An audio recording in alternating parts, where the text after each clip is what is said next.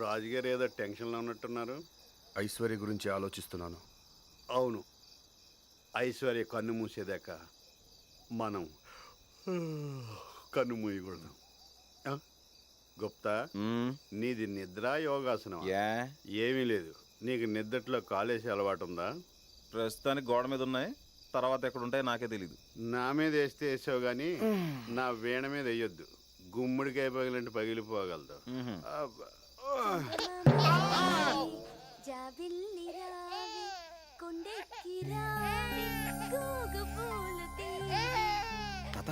మనం ప్రాణం తీయాల్సింది అమ్మాయి.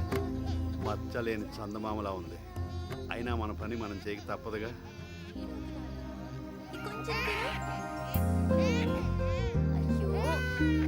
చూడు చందమామ చూడు, బాగుంది కదా. నీకు కావాలా చందమామ?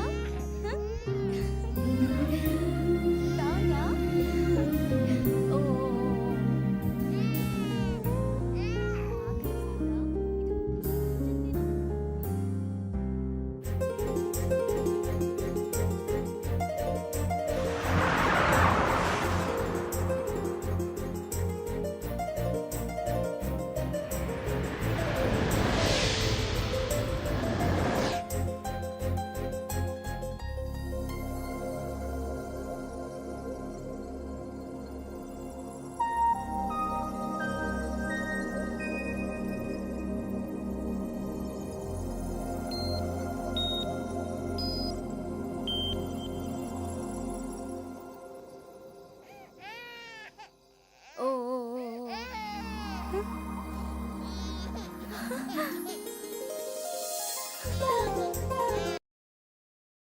అరే, ఎంత దగ్గరికి ఎలా వచ్చేసింది?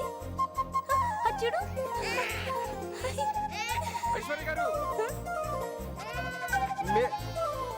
మీరు ఆ రోజు రౌడీలు ఫైటు. మీరిక్కడ? ఇక్కడ మేము అద్దెకి దిగాం. అలాగా, నేను వస్తున్నా, ఉండండి. మేము తీసుకెళ్ళడానికి వచ్చాం. ధర్మ, నువ్వేం మొహమాట పడుకో. లట్టుకుని లైన్లో పెట్టు, పుట్టుకుని ఎగరేసుకుని పోదాం. సారీ అండి, ఆ రోజు మీకు ఒక థ్యాంక్స్ కూడా చెప్పకుండా వెళ్ళిపోయాను. పర్వాలేదండి. ఒకటి థ్యాంక్స్ అయినా, ఇంటికి పిలిచి కాఫీలు టిఫిన్లు ఏమైనా? తప్పకుండా. అవును, ఈయనెవరు? మా తాత. తాత?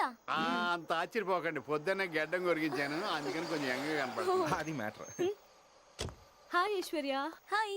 ఆ రోజు నేను కాపాడినందుకు వీళ్ళకి థ్యాంక్స్ చెప్పలేదని నువ్వు తెగ ఫీల్ అయిపోయావు కదా.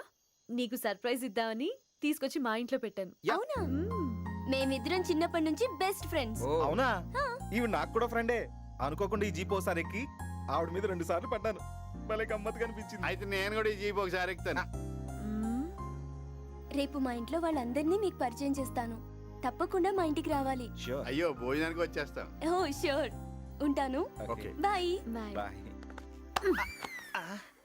జీప్ లో విషయం ఇంకెక్కడైనా వాగేవనుకో, లాటి విరుగుద్ది గమ్మత్తుగా.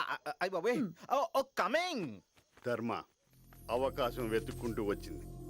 రేపే ఆ అమ్మాయికి మరణ ముహూర్తం. హాయ్ మధు. దర్చుకున్నావా? ఏంటిది? ఒక చిన్న gift for me. It must be interesting.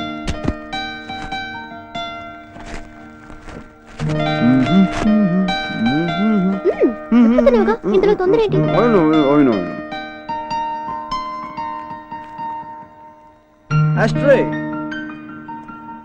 Beautiful. ఎక్కడ కొన్నావు?